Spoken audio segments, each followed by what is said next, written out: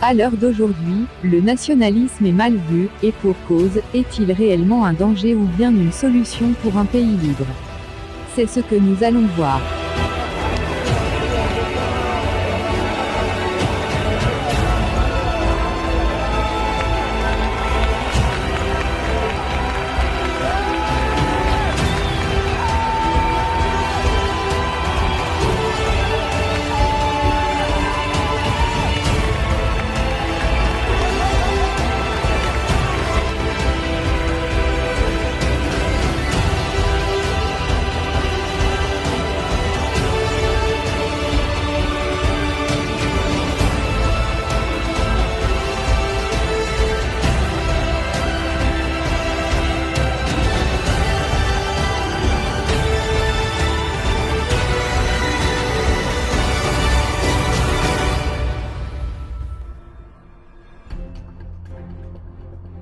Le nationalisme est une idéologie qui soutient que la nation est un élément fondamental de la vie sociale de l'homme.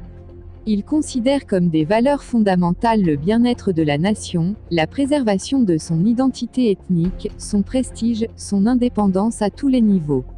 Le nationalisme base l'identité d'un individu sur son rapport à la nation. Pour les nationalistes, la nation est la seule base légitime de l'État, on parle ainsi d'État-nation, supposé garantir l'existence de la nation et préserver son identité en lui assurant l'usage d'un territoire sur lequel prédomine la culture nationale ou le peuple qui fonde son identité. Il existe plusieurs formes de nationalisme. Le nationalisme civique, il s'apparente au droit du sol et à la culture, et qui tolère un minimum d'immigration, ou le nationalisme ethnique, celui qui s'apparente uniquement au droit du sang, mais en réalité il se base sur l'apparence ethnique. Il peut considérer que les coutumes, les traditions sont liées uniquement aux autochtones, et il ne tolère donc aucune immigration. Ici c'est le nationalisme ethnique que nous voulons comprendre, pourquoi des individus voudraient rester dans le territoire national, uniquement entre autochtones. S'apparente-t-il d'une haine de l'autre, ou un sentiment naturel qui prétend une meilleure qualité de vie entre semblables? Beaucoup de gens pensent que leur pays c'est le meilleur. Mon pays c'est le meilleur. Alors qu'en fait leur pays c'est pas le meilleur. Mon pays c'est le... Ah d'accord. Tout simplement parce qu'il n'existe pas de pays supérieur à un autre. Ça voudrait dire quoi un pays supérieur à un autre? Que toutes les personnes vivant dans ce pays sont des personnes extraordinaires, alors que ceux qui viennent d'un autre pays sont des... T'as eu de la chance de bien tomber quand même. C'est bien mignon d'être fier de ce qu'on est, d'être fier de notre pays, d'être fier de son histoire et tout ça, c'est même recommandé. Mais de là à commencer à vouloir transférer les frontières des terres en frontières humaines... Et ces personnes se sentent supérieures aux autres, pas parce qu'ils ont des qualités, non. Uniquement parce qu'ils sont de telle ou telle origine. Pour eux, c'est un avantage, quoi. Super. Moi, la vraie appartenance, c'est l'appartenance que l'on choisit d'être. L'appartenance dans laquelle l'homme et la femme ont choisi de devenir ce qu'ils sont. Sinon, c'est trop facile. Toi, tu nais là-bas, t'es quelqu'un de bien. Toi, tu nais là-bas, t'es quelqu'un de mal. Surtout quand on sait que ces frontières qui existent entre les pays sont des frontières créées par les hommes. La plupart des pensées en France sont ainsi. Notre pays est-il devenu en perte d'identité? La nationalité serait devenue tout simplement un choix. Les Français sont de toutes les couleurs et même de toutes confessions. C'est en réalité le travail des médias depuis plus de 30 ans. La laïcité est leur religion et le multiculturalisme est mis en valeur pour cette nouvelle France. Mais tout ça peut-il gêner les Français de souche? Sont-ils victimes d'un dépérissement du lien qu'il y avait entre leur apparence ethnique et leur pays? Vous dites, je regardais vos déclarations récentes, vous dites je suis française de souche. Ça veut dire quoi, ça, française de souche? Je suis d'origine franco-française. Voilà, ouais. je n'ai pas d'origine étrangère. À partir de combien d'années on est français de souche, Marion Maréchal Le Pen? Quand on est d'une lignée française, voilà, depuis longtemps. Je n'ai pas d'origine étrangère, donc je suis d'origine franco-française. Je vois pas, on a un gros mot. C'est ça qui est merveilleux. Mais pourquoi pensez-vous qu'on puisse penser que c'est un gros mot? Qu'on est français, parce que vous me dites ça avec un air un peu mais pas du polémique. Tout, moi je n'ai aucun air. Mais ce que je veux dire, c'est qu'on a le droit de dire qu'on est français d'origine algérienne, français d'origine marocaine, français d'origine russe, ou je ne sais quoi. Pourquoi on pourrait pas dire qu'on est français de souche simplement parce que mes ancêtres, mes grands-parents, arrière-grands-parents, arrière-arrière-grands-parents étaient français. Voilà, bon, je sais pas si je dois m'en excuser. Il y a plusieurs catégories de français, on est bien d'accord. Non, il y a des français, le plus important est être français de cœur, ça c'est une évidence, sauf qu'aujourd'hui, malheureusement, nous sommes une usine à fabrication intensive de français de papier. Ça c'est une réalité. L'origine ethnique qui se tient sur une apparence est-elle importante dans notre gouvernement? gouvernement se trouvent des Français de souche des Israélites d'Afrique subsaharienne et du Maghreb, mais est-ce que l'idéologie pensante serait la même si on trouverait uniquement des Français de souche à l'intérieur de notre gouvernement? C'est ce point que nous allons travailler, essayer de comprendre si l'origine des gens est compatible avec une neutralité en ce qui concerne une politique d'immigration ou d'extérieur.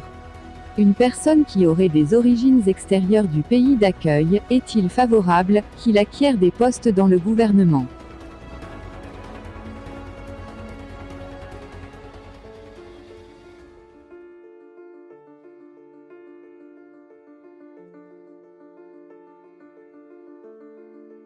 Si la France est restée la France, c'est en grande partie grâce à la conservation de ses frontières, de ses traditions, mais aussi en conservant son ethnie, des Français qui enfantent ses semblables de génération en génération pendant plusieurs siècles. C'est ainsi que les choses ont fonctionné, mais tout ça est-il du nationaliste, soit une idéologie politique ou tout simplement un esprit naturel, puisque la plupart des pays dans le monde ont cette idéologie? Et si l'emplacement géographique des individus par rapport à leur couleur de peau est-il naturel? On remarque qu'autour de l'équateur l'homme est noir, et plus on s'éloigne plus la couleur de peau devient plus claire, les cheveux se retrouvent bien plus souvent blonds ou roux. Dans le nord, tout ceci est donc logique et naturel.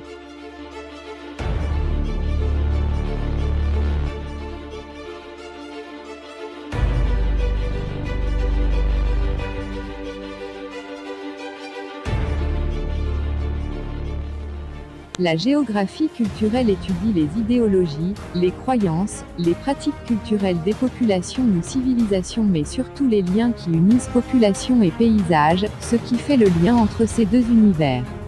Les peuples ont développé leur alimentation, un mélange de coutumes et la richesse que leur offraient les terres où elles se trouvaient. Tout ça fait un pays, une nation, l'apparence ethnique est donc en harmonie avec son environnement. C'est quoi être arabe? Les Maghrébins, pas toujours considérés comme des Arabes, trancheront rapidement entre Israéliens ou Palestiniens. Se sentir proche même à des milliers de kilomètres, amène à comprendre la puissance d'une communauté, qu'elle soit religieuse ou ethnique.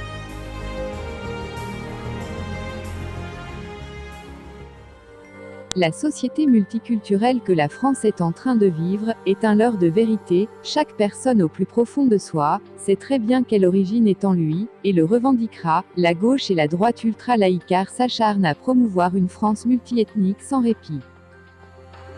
C'est bien lors d'une manifestation pro-palestinienne qui révèle la nature des gens, des originaires du Maghreb prêts à se battre parce qu'ils se sentent proches des Palestiniens, des Juifs attachés à Israël dont la moitié ne connaissent même pas. La plupart des Français sont entre ignorance de ce conflit ou en détachement total de ces pays lointains. Nos politiciens sont-ils tous fidèles à la France? En réalité, chacun révèle sa vraie nature, qu'on soit de droite ou même de gauche, le nationalisme reste naturellement ancré en nous.